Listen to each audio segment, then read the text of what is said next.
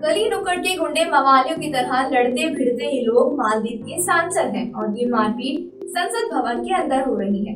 ये नजारा कुछ दिन पहले श्रीलंका में हुई घटना की याद जरूर दिलाता है, लेकिन यहाँ मामला थोड़ा सा अलग है। आइए पूरा केस विस्तार से समझते हैं। इंडिया टुडे की रिपोर्ट के मुताबिक ये झड़प सत्तारूढ़ और विपक्ष के सांसदों के बीच में हुई है। दरअसल मालदीव की संसद में 28 जनवरी रविवार को मुइज़ु मंत्रिमंडल के लिए वोटिंग हुई थी। 22 सदस्यों वाली कैबिनेट की मंजूरी से पहले ही विपक्षी दल मालदीवियन डेमोक्रेटिक पार्टी यानी कि एमडीपी ने साफ कह दिया कि वो 4 मंत्रियों की मंजूरी रोक देगी। दरअसल राष्ट्रपति मुइज़ु ने 22 सदस्यों वाली नई कैबिनेट बनाई है। इस पर मालदीव की संसद में मोहर लगी थी और नए बने मंत्रियों को शपथ देनी थी, लेकिन मुख्य विपक्षी पार्टी मालदीवियन डेमोक्रेटिक पार्टी ने 18 मंत्रियों के नाम को तो मंजूरी दे दी, लेकिन 4 प्रमुख मंत्रियों के नाम का विरोध होने लगा। इसके विरोध में मालदीव में सत्ताधारी दल विरोध में उतर गया। सत्ताधारी गठबंधन पीपीएम यानी कि प्रोग्रेसिव पार्टी ऑफ मालदीव और पीएनसी यानी कि पीपुल्स नेशनल कांग्रेस के सांसदों ने विपक्षी सांसदों को सदन में आने से रोकने की कोशिश की।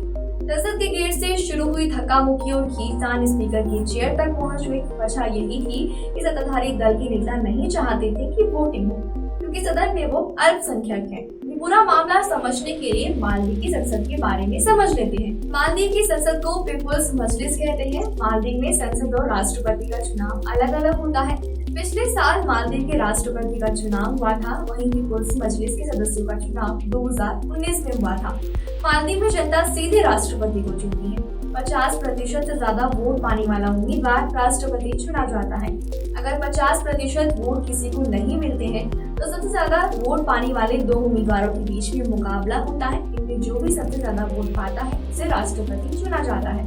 पिछले साल हुए चुनाव में मोहम्मद मुइज़ु को 54% वोट मिले थे और 2019 में सांसदों का चुनाव हुआ था।